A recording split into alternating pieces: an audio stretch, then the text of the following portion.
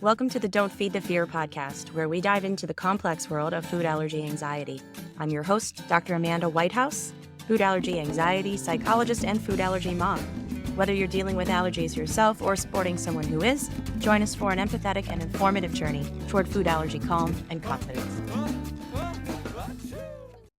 Welcome back, friends, and thank you for joining me again for another episode of Don't Feed the Fear for what has been a difficult spring season, talking about all the things we don't want to talk about.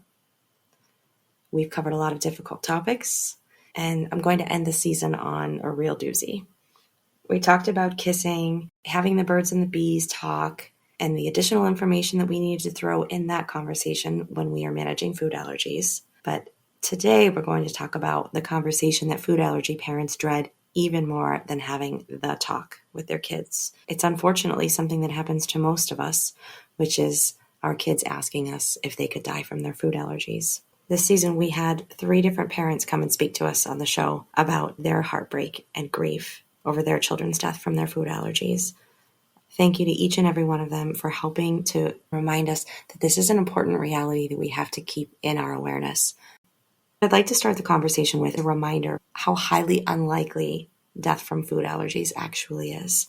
A study from 2017 by Turner and colleagues called Fatal Anaphylaxis, Mortality Rates and Risk Factors, which I will link in the comments for you, indicated that even though food-related anaphylaxis is relatively common, food allergy-related fatalities remain extremely rare, with a reported range of approximately 0.03 to 0.3 deaths per million person years in the general population. To give you another statistic to compare it to, the odds of being struck by lightning in the United States during one's lifetime are approximately 1 in 15,300. The odds of being murdered in the U.S. are 1 in 18,989.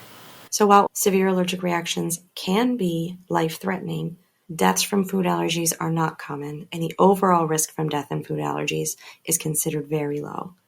Knowing this information can be helpful, but doesn't magically erase the fear that we carry about it, because as we talk about constantly on this show, every near miss, every accident, every reaction, no matter how serious it is a reminder that the potential is there and can be a trauma that our body experiences and remembers. So regardless of the chance of this actually happening, the chance that you will have to have the conversation with your child about this is 100%. And the chance that your child is thinking about it or has thought about it is pretty high. I can tell you, as a food allergy psychologist who has worked with so many families and children navigating food allergies, whether or not your kids are saying this out loud to you, expressing these fears to you, they are thinking about it. They're talking to me about it in session, and we want to make it safe for them to talk to you about it too.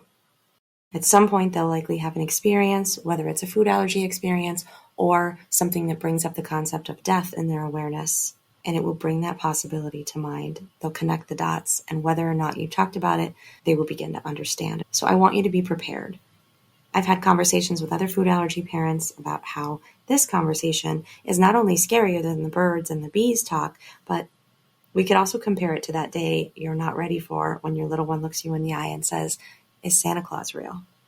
And for those of us parents who have been through that, we know kids don't usually ask that question until they already know, or at least strongly suspect the truth.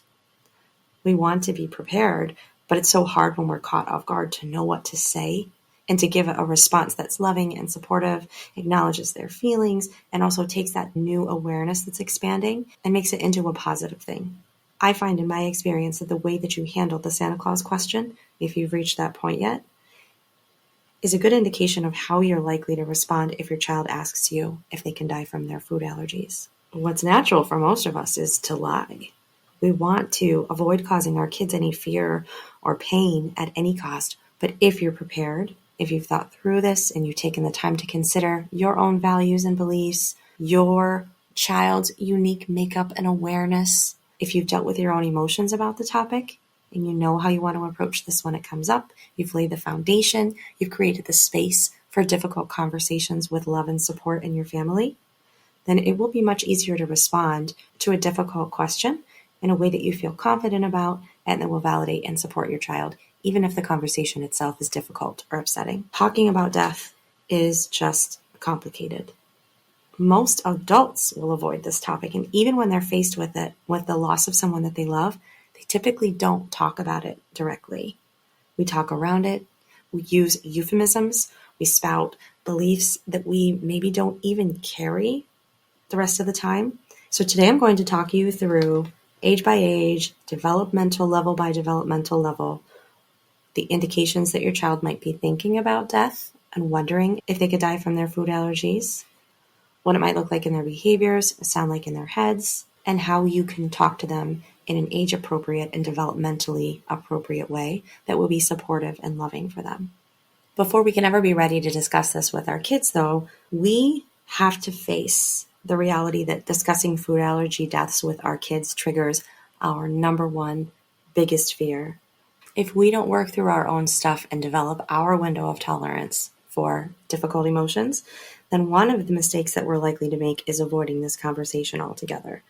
If it hasn't come up yet, why would we bring it up? We don't want to introduce fears that they're not already thinking about. You think you're protecting your kids, but the reality is that kids pick up on the danger under the surface. They are so much smarter than we give them credit for. And they certainly pick up on our discomfort with the topic. By not talking, we send a message that it's not something that should be talked about, and kids can feel emotionally abandoned by that or unseen, lied to, deceived in our omission of these conversations. But this really does become a delicate balance of not throwing this conversation at them, not introducing a worry that they don't already have in their heads, but listening and paying close attention to what they are saying to help us gauge whether this is something that's on their mind, even if they're not saying it directly. The way to do that is to be very proactive, to have lots of conversations that aren't specifically about death, but that are preemptive check-ins. Creating an environment and a culture within our homes and families of open conversation and comfort and support around difficult topics. That can look like regular check-ins where we say, hey, sometimes you might worry. I want you to know we can always talk about it. I can answer any of your questions if anything ever comes to mind that's bothering you. If we haven't dealt with our own emotions, the opposite thing we might do, rather than avoid the conversation, is to overshare or flood our kids with our own emotions inadvertently. We don't want that all to come rushing out in an uncontrolled way that will overwhelm our children. So it is certainly okay to show your children that you have feelings, that you can show and explain to them how you cope. They can see you putting those skills into action, what you do to manage difficult things. So we don't deny that it's scary or that we worry or we're afraid sometimes. We say things like, sometimes I feel scared about that too. This is what I have found helps me. And then we let them see us doing those things. This might take some exploration from you. It might take some active consideration of how you are coping, what you do on a regular basis, or when things get difficult. You might benefit from some therapeutic support around that. There might be some room for exploration of your individual belief system, religion, spirituality, or whatever approach brings you some semblance of understanding or peace around the topic of death. That's individual for everybody and usually never a completely finished task. But again, something that we want to model for our children, an active and healthy spiritual exploration. If you are actively involved in these processes of self-awareness and understanding, you'll be a lot better prepared to demonstrate to your children that you have feelings and be able to express and show them what you're doing to manage it in healthy ways, and then teach those to your children. So we don't want to have a conversation that will leave our children even more frightened and less sure of the situation. By oversharing and flooding or by avoiding the conversation, we don't want to give the message or the impression either way that this is not a safe thing for our children to talk to us about. Another common mistake that we can make is being too vague or too euphemistic. So a lot of parents won't know what to say. Again, it's not just with kids. When we're speaking to other adults, we don't know what to say about death. We say things like, he's in a better place, or these euphemisms that help us to sidestep our discomfort. We tend to do the same things with kids. One of the most common ones, and you've probably heard this before, is not to tell children things like, they went to sleep and they never woke up, because then we can create a fear of sleeping. We don't want to say things that are really vague, like passed away, crossed over, gone, we lost them. we need to make it clear to kids that that's what we're talking about. If we use language that's vague or confusing, what kids will often do is fill in the story in their head. They will make up the rest of the details that they don't understand, and that typically will make things even scarier, even worse than what the truth is. Using the words "they died," saying the word "death" is factual, and it is as clear as we can possibly make it for kids. That doesn't mean that they can understand the concept of the word, but at least we all know we're talking about the same thing. And after we've made that clear, that what we're talking about, this big scary concept that's really hard for any human to wrap their minds around, if you do have a belief system, that can be very helpful. It's okay to use that to shape this conversation if it truly is your belief system, but be honest. And it's okay if you don't know or if you don't have a specific belief. If you're comfortable with it, you can explain that many people believe lots of different things and talk about what some of those are and admit to your child that you don't know for sure what the truth is, but sometimes it helps you to consider those possibilities and give them the opportunity to consider what they believe. And whether or not you have that to support you through this conversation, you can utilize what you know about regulating your own nervous system to help you do a better job at this conversation. So in addition to doing your emotional work and your self-exploration about your beliefs, your spiritual work, you need to do your nervous system regulation work. When you have grounding skills and breathing skills that you can use in the moment, you can achieve some regulation and loan that to your child. That's what co-regulation means. And your child's body can then calm down via your body and your groundedness. And that will help their nervous system settle in the moment and learn how, in the long term, to settle their own. So before you have a tough conversation like this, it's okay to use those skills very openly and point it out to your kids. You can even model and give a name for the words and the regulation skills that you're using.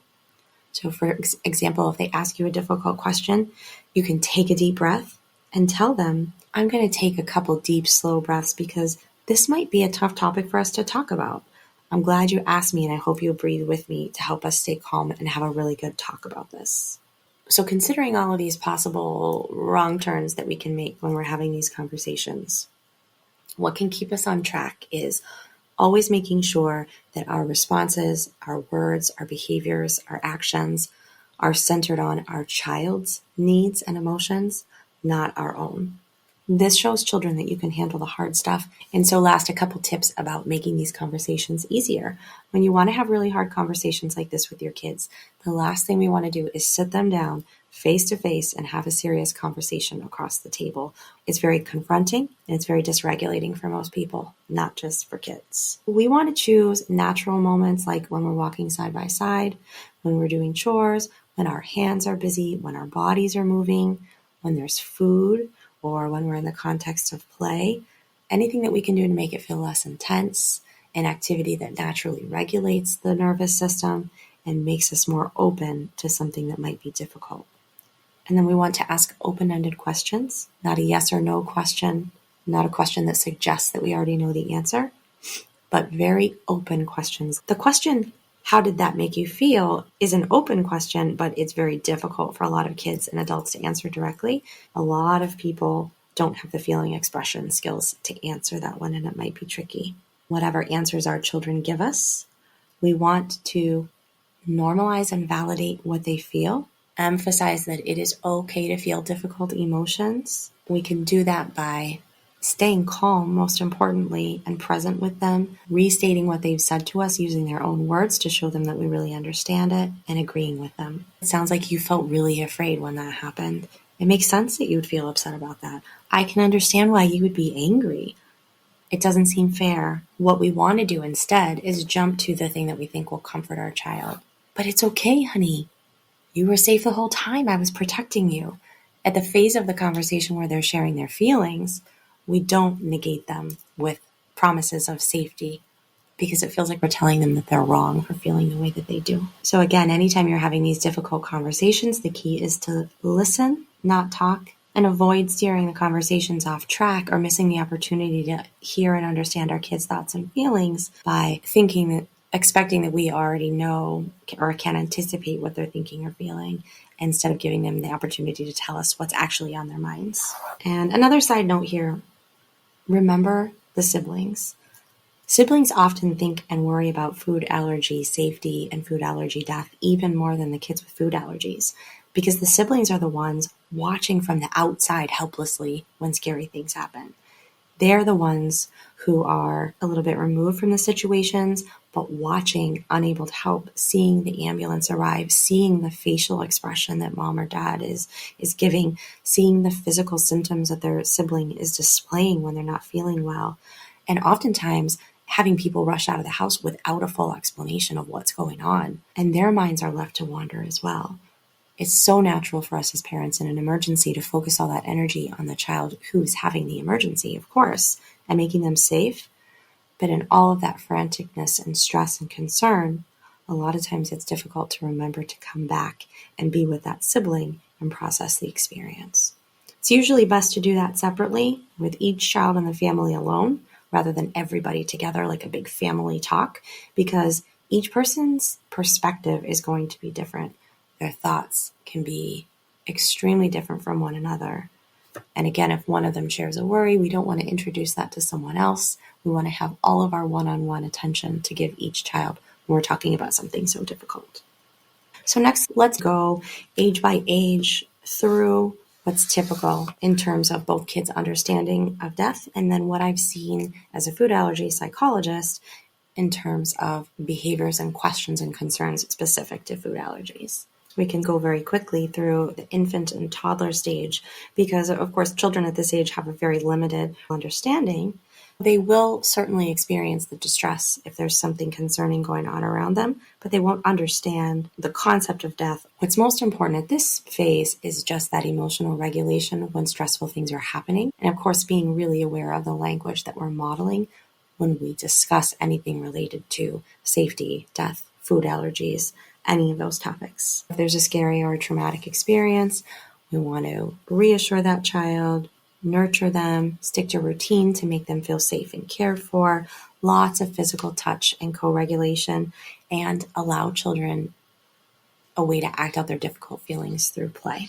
Preschool age kids are what we call magical thinkers. They often just simply cannot grasp the concept that death is permanent. They believe it's temporary or reversible, and they'll have this magical thinking to explain it, because if they can't see the concept of someone being dead and staying dead forever, then they have no way to understand that concept in their head. So at this age, they may understand and even bring up the concept of potentially dying from a food allergy, but that doesn't necessarily mean that they would have panic and fear about it, because they may not understand the finality of it. The way that things would most likely show up at this age would be through clinginess and fear of separation, difficulty sleeping, irritability, temper tantrums. Pretty tough to sort out from what might be going on with them anyway, because a fear like this might be just as big as a fear about losing a stuffed animal or not wanting to eat something that they're offered that they dislike.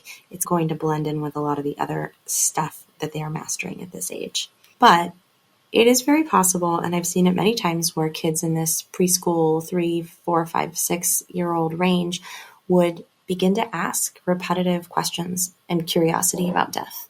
This is unlikely to be triggered by something that happened by their food allergies, however. This would more likely come up through exposure to the concept of death elsewhere. So if a pet has died, if a grandparent or a loved one has died, if they saw or heard something on television, in a show, again, because that concept is so abstract to them, they're very unlikely to tie it to something very specific, like their food allergies or the symptoms that they've experienced when they've had an allergic reaction.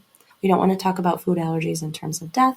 We just want to say being healthy or making sure that they don't feel very sick. We do want to communicate the seriousness of it, but it's most likely not necessary to draw that connection for them at this age unless they've specifically asked you. So in addition to that open discussion and patient explanations, be prepared for a lot of repetition. Kids at this age will ask the question they have in their mind over and over and over again. And It might feel like they're testing you or they don't believe you, but really they want structure around it, and they want to make sure that every time you ask, the answer is the same. That helps them to feel safer and more reassured in that information. If we are talking about death, even at this young age, we do want to, as I said, use those very clear words, death or dying. And if they ask us what death is, we can say that it's when someone or something's body stops working, and explain to them that it's forever. One thing that you might have to clarify at this age is that if someone has died, kids may anticipate that they can catch that. Remember that kids associate sick with something like catching a cold from someone or the flu and germs. So it's very important for them to understand that they can't catch death or catch something that would lead to death in the way that we talk about illness. It can be helpful to use play to work through these things. So if this is a concept that your child really seems to be exploring, you already have lots of tools handy in the house to help you with this, but you want to just give them the open opportunity for you to sit down, have your attention, give them humans and pets or something that can represent living things, and see what theme they act out in their play. Follow their lead, take what you can from what they act out and their questions, and then you can respond to that in a way that's helpful. So for example, what that might look like in play is if you and your child are acting something out with two bunnies and they said that the toy bunny went to sleep and it didn't wake up. You would repeat those words. In this case, you would use the same words that they said. He didn't wake up. I wonder why he didn't wake up. And then you would try to engage the child further in a way that would allow them to explain or further elaborate on what they're thinking or what their understanding of that concept that they're playing through means. If the child has their character ask your character something, you would in turn ask their character the same thing and give them the opportunity to express themselves. So if their character asks yours about worries, you would ask them about worries too, and do all of those validation and open listening skills that we talked about previously, but just in the context of play and staying characters. And then depending on how that goes, you might move that later into a conversation between you. Do you ever wonder about someone not waking up? Reference it back to the play, and the child feels in control because they know that that was something that they initiated. If the child does ask you very specifically, can food allergies make someone die? What I would like you to do is first acknowledge the feeling that they're having, what they're expressing with that question. It sounds like you're feeling scared about that, or it seems like you're asking me because you might be worried about that. And that's really common for kids to worry or wonder these things. And then you can move on to answering the question very simply and very directly, but with age-appropriate language. If someone eats a food that they're allergic to, it can make them very sick and die if they don't get their medicine. And that won't happen to you because we always check your food and we keep your epinephrine with us wherever we go. The next phase is between about 6 to 8 years of age. These kids have more cognitive skills and have a clearer understanding of death, and they can start to understand concepts like permanence, the universality and foreverness of death. They might start to fear the broader implications of this. Kids are developing logical and reasoning skills, and they're decentering. They are realizing that they're unique. They're starting to have empathy. They do begin to grasp the finality of their own life and mortality. This is going to show up in ways that are really curious, like wanting to watch TV shows about death, playing zombies. Sometimes that can feel really morbid to us, but it's actually a good way to let them experiment with this and think through it. But they still are not going to have that abstract thinking that's necessary to fully understand the concept. At this age, it's really important to just be honest and to be patient and repeat. They might start checking their food labels very frequently at this age, or exhibiting those behavioral signs of food allergy worries, if it's specific to the food allergies. They might start asking and double checking with you or another adult if a food is safe for them, even if it's something that they eat all the time and they already read the label and they checked it before they took the food out of the box and they already ate a bite of it, but they want to check again. They can have more logical thinking that can follow a step-to-step process in their head. So for example, I will have kids think things like, I don't want to play with that toy. And again, this is where our listening skills come in really handy. What makes you don't want to play with that toy? Well, Joe touched it. What makes you not want to play with that toy if Joe touched it? They'll come up with these elaborate, loosely connected explanations of how The last time they saw that child, they were eating something and it might have been on their hands and they weren't sure if they washed them, and then they came over to our house and maybe they eat that thing all the time. And so if they touch that toy and if I played with that toy later and somehow then I would have an allergic reaction to that food from playing with the toy. Again, even if your child shares an elaborate story like that expresses that they're feeling afraid, do not assume that it's about the possibility that they would die. Most of the time when kids at this age range begin to talk about this thing, what they're really afraid of is using their epinephrine and having to use a needle. They're afraid of seeing their parents feel scared. They're afraid of ambulances and hospitals.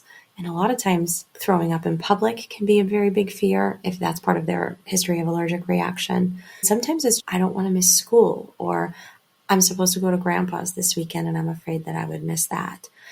So even if it's a very, very scary story that the child is weaving inside of their head about what might be worrisome, unless they say that they're afraid that that could make them die, that might not necessarily be the question. So again, use your good listening skills. Don't feed them words. So here's how we can respond at age. We want to do a lot of noticing out loud to our children. I noticed you've been starting to try to read the labels. That's a really good thing to know how to do if you have food allergies. And I've noticed you're doing it a lot more times for the same food than you used to do. What do you feel when you read the label? What are you looking for on that label on the food? What are you thinking about when you decide to check that label again, even after you've already started eating it? If they're asking repetitive questions, we can say things like, I noticed that you asked me that even after I told you that your ice cream was safe and that you kept asking me about it when we were eating. A lot of times people ask a question over and over again when they're feeling worried. How are you feeling? And then once you've presented that question to them, you want to listen to understand without interrupting them. Any response that you give repeats the child's language back to them to show them that you're listening. Ask for further clarification. Again, this is not a stage where we want to jump in and reassure the child right away, or we might not get a full grasp of what it is that they're actually thinking or feeling. Once we've really listened and validated what they're saying to us, we can say things like, it sounds like you're feeling afraid that you could get very sick from an allergic reaction. And if they say yes, or if they say no, we don't tell them that they're wrong. We never tell them how they feel. They are the expert on how they feel. So even if we have a more mature and thorough understanding of what's probably happening emotionally for them, we don't ever want to tell them that they're not feeling the way that they said they're feeling. And thank them for telling us, I'm so glad you told me this so that I can help you with it. You're safe. So at this elementary school age, what's important is making it normal for their feelings to ebb and flow, to feel afraid, and to be reminded that we're here helping them. We can encourage physical play as an outlet for when they're having these difficult feelings, allow creative play through art, stories, music. And if we've done all these skills and the underlying fear genuinely and truly is death, and they're asking about that, then we use straightforward, honest language. At this age, kids are old enough to understand something very specific. If they heard about a child who died from food allergies, we can explain to them exactly what went wrong in the body that caused that to happen. They weren't able to breathe, and so their heart stopped beating. We don't need to give them a long, detailed explanation, but we can explain that directly if that is truly the underlying fear. We want to help kids strike that balance by both reassuring them that it's unlikely, but also helping them to take it seriously and to understand the weight of this risk, and then making that tangible to them by giving them the steps we take to reduce that likelihood of danger as much as we can. Next up, we have those tricky tweens, those 10, 11, 12-year-olds, maybe even into 13. Kids in this age range are now able to understand deeper concepts related to the idea of death and the impact of it. They'll have a lot more questions about details and discussions, a much more broad sense of wonder about what death means. And kids can often get really stuck thinking about this because they have this newfound capability to think about some really mind-bending concepts like eternity and different spiritual beliefs that they might have been exposed to, but they might not have the emotional capacity to comprehend those things and how it makes them feel when they start to consider those ideas. So this can get really tricky at this age. This is most likely the time when you'll be talking more directly about death from food allergies, because kids, again, also have that cognitive capacity to connect the dots about what food allergies can cause in the worst of scenarios. A lot of times, kids at this age will start a conversation like that, not even coming from a place of fear, but just a place of curiosity. But then the more they get their brain going and they talk through these big ideas themselves and they expand outward more and more, they pull in different concepts and more different ideas, that's when the emotions start to get going as they start chewing on these topics that they aren't ready to emotionally digest. And they might start wanting a lot of specifics. How many kids die from food allergies? What's the chance of that happening to me? There's a strong possibility that they're going to ask us questions that we don't know the answers to. One trick that you can always use when kids are asking tough questions is, what makes you want to know? Or why do you ask that?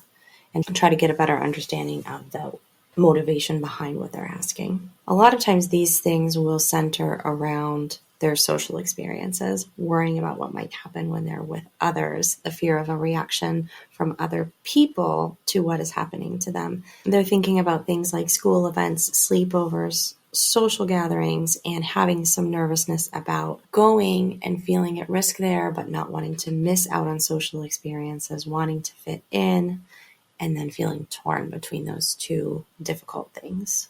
Kids can start to feel like they're in a no-win situation with some of these worries at this age. So for those tweens, we want to keep an eye out for things like avoiding social experiences, backing out of plans and obligations, stopping activities that they used to enjoy, avoiding eating in certain situations, and what seems like kind of a contradictory response of wanting responsibility, not wanting to be reminded by parents, told what to do, and yet feeling emotionally overwhelmed at the thought of doing it themselves or having difficulty following through with completing that themselves. We have to be really careful at this age that we're empowering them and we're treating them like they are individuals who are capable of problem solving, and we are here to support them in doing that. This is a point where kids are finding themselves more and more able to express their thoughts and their feelings verbally, so we can start to have a lot better conversations about this, where they're able to express to us their questions and their emotions and welcoming them to talk to us. We can say things like, how do you think we're doing handling all your food allergy stuff? Is there anything you want to talk about?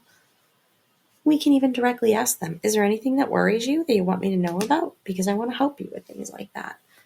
Most of the time they're going to say no when you put them on the spot like that and ask them directly, but just the act of asking and accepting any response that you get from them lays the groundwork that they can come and talk to you, that you do care, you want to hear, and you listen when they do speak up to you about something that worries or concerns them. And if we continue to check in these ways, we make it more likely that they will open up to us. And when they do, we don't want to jump to our first reaction, which again is to reassure them and make them feel better right away. We want to reflect their feelings and show them that we fully understand what they're feeling, what their experience is like, and that's valid. We say things like, it makes sense that you would feel like that. We want to let them lead the conversation, treat them as if they have good ideas, and they might help us figure that out because they do. So that's something that looks and sounds like questioning. What do you do when this gets on your mind? What have you tried at school when that happens? Is there anything that helps when you start thinking that way? Conversations like that don't rush to a sense of resolution and immediate calm for the kids, but it gives them a sense of agency and clarity about their thoughts and their feelings. And then feeling involved in the planning helps to reduce those vague anxieties they have because they feel empowered. For most of the things that there's an actual risk for, there's also an actual solution. And they're more likely to utilize that if we help them come to that conclusion on their own with our support, rather than us constantly telling them what to do. When we get to the teenage years, we have a lot more complex emotion, a lot more intense emotion due to hormonal changes. Teens are absolutely capable of understanding nuances of really difficult topics. They might start having deep philosophical questions and conversations about the meaning of life, or why am I here? What's my purpose on earth? Concepts like justice and fairness and all of these things that they couldn't grasp before. And yet they're still holding on to some of that teenage distance from the concept. Even though they recognize that they'll die someday, it's so far off that they can't even imagine.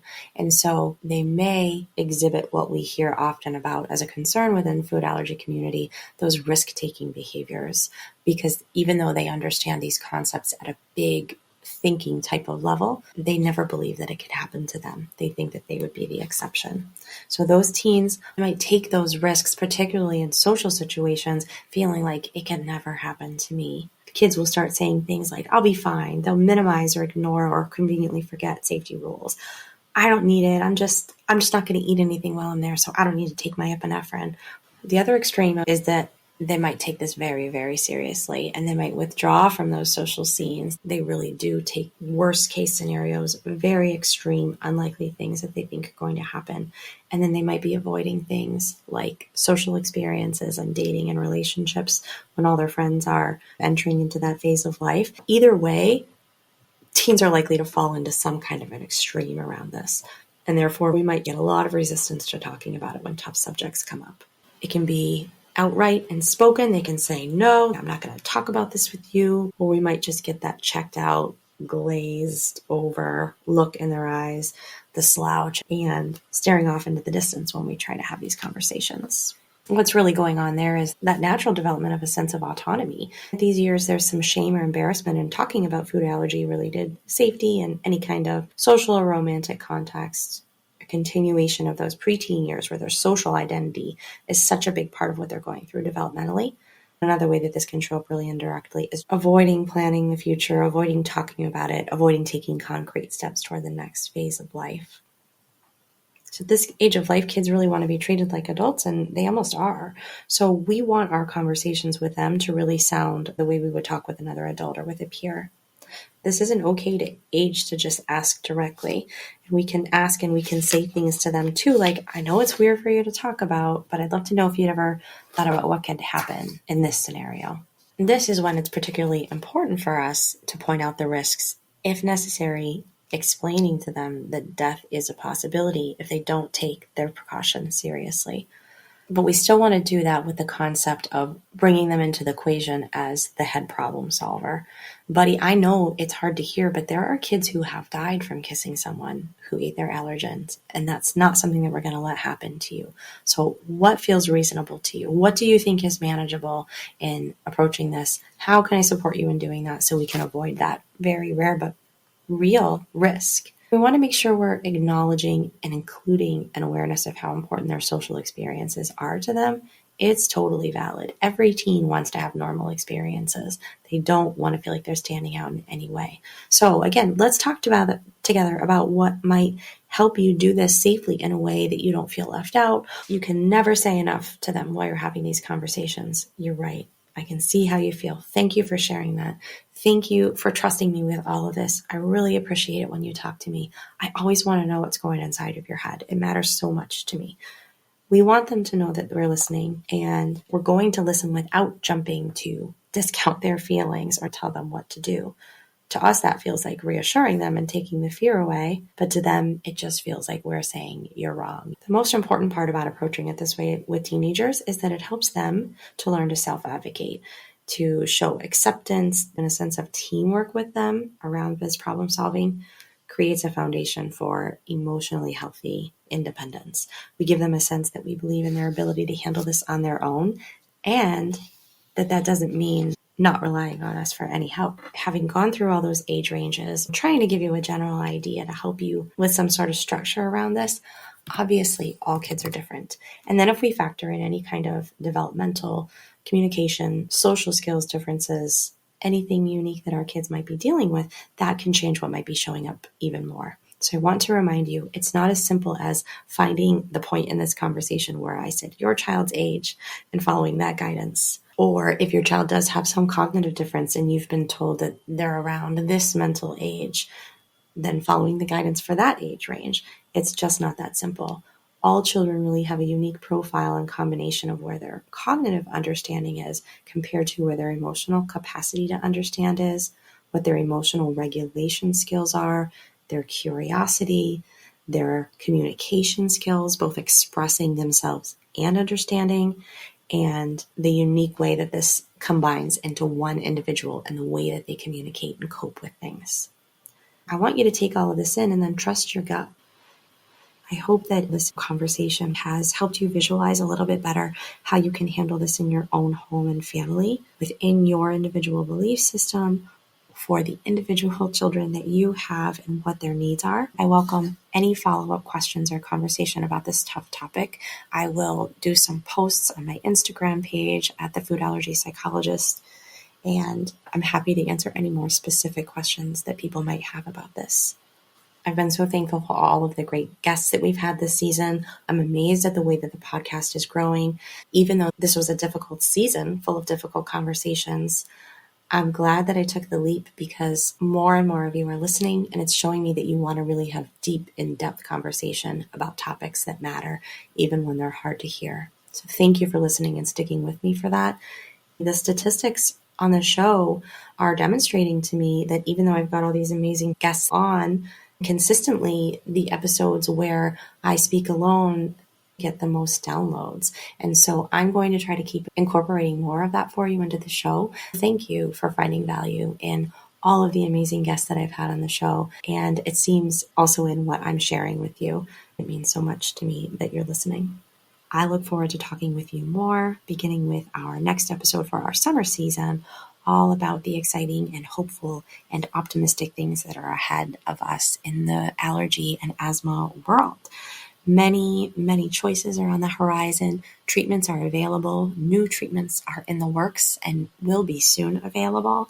And we are going to explore all of those choices that didn't exist for us 5, 10, or 15 years ago.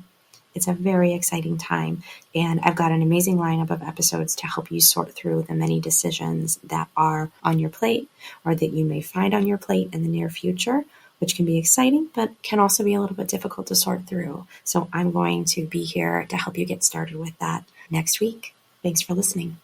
The content of this podcast is for informational and educational purposes only and is not a substitute for professional medical or mental health advice, diagnosis, or treatment. If you have any questions about your own medical experience or mental health needs, please consult a professional. I'm Dr. Amanda Whitehouse. Thanks for joining me. And until we chat again, remember, don't feed fear.